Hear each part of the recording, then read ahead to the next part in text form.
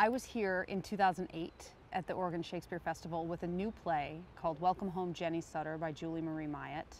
We had a wonderful time. It was in the new theater. It was a lovely production.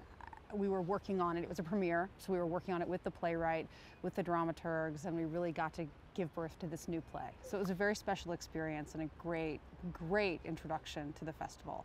So I'm thrilled to be back, and especially thrilled to be back doing Shakespeare, especially outside. And I'm really looking forward to it. I'm very happy. Well, you know, I work a lot in Chicago. I work in different cities, but mostly in Chicago. I'm based in Chicago. And I actually do a lot of new work. I do a lot of new plays on a big scale. I do some classic American plays, and I do a lot of literary adaptations.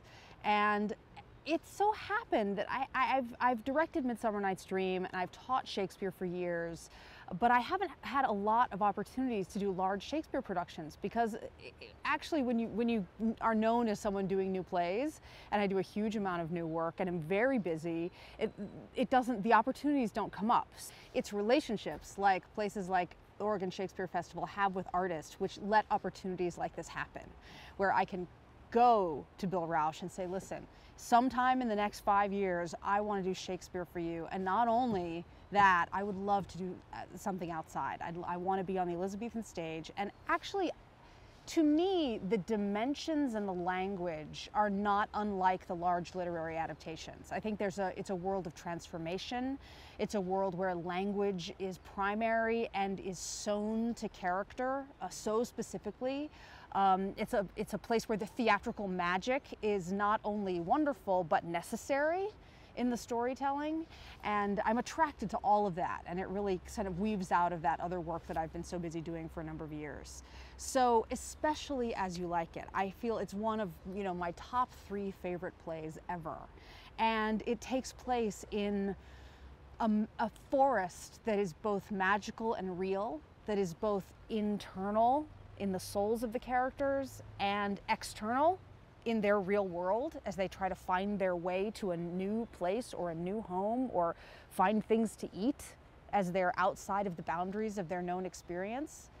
And to be able to do that in a theater, one of the most beautiful theaters in the world, really, and that is completely outside. I mean, the magic of seeing things in that theater is that no matter what play you're seeing, by the end, you're also seeing the stars, and they're with you there, and it kind of brings everything into the globe, into the universal world. So it's just to be able to offer this play on that stage, for me, it's a magical opportunity. It's like nothing else.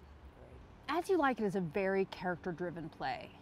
Obviously, we're with Rosalind, we're with Orlando, their love, and then the loves that surround them. So the reality, the intensity, the fierceness, and the joy of those characters is a huge element to me. I would also say that for me, primarily, I mean, the play is about love. The play is a passionate discussion between different points of view about the mystery and tangibility and ephemerality of love in our lives.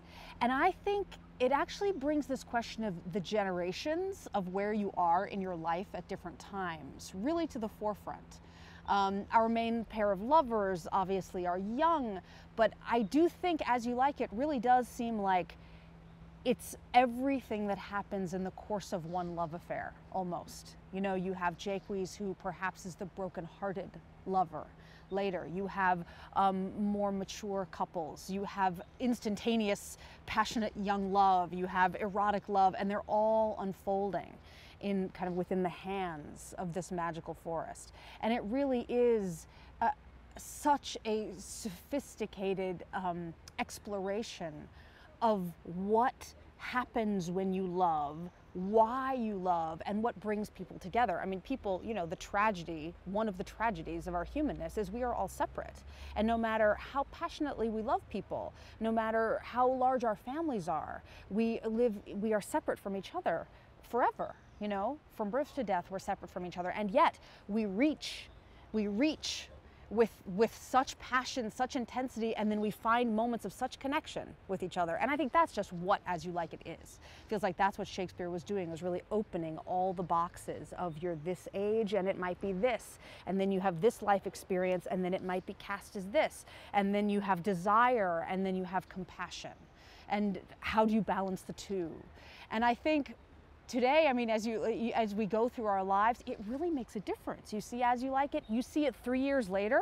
Yes, perhaps a different production, different interpretation. Even if you read it 3 years later, the resonances are different within yourself, within your own relationship to love. So I do think it's for the generations, for families, for friends, to see and experience and discuss together the way that the characters within the play discuss it in a magical world, which is what we in the theater can offer. You know, we offer a magical world. You can step into it and have a conversation with your soul and with your friends that you may not necessarily have the space to open up into in our normal days. And I feel like that's what we can offer. And the play just brings all of that just right to the table.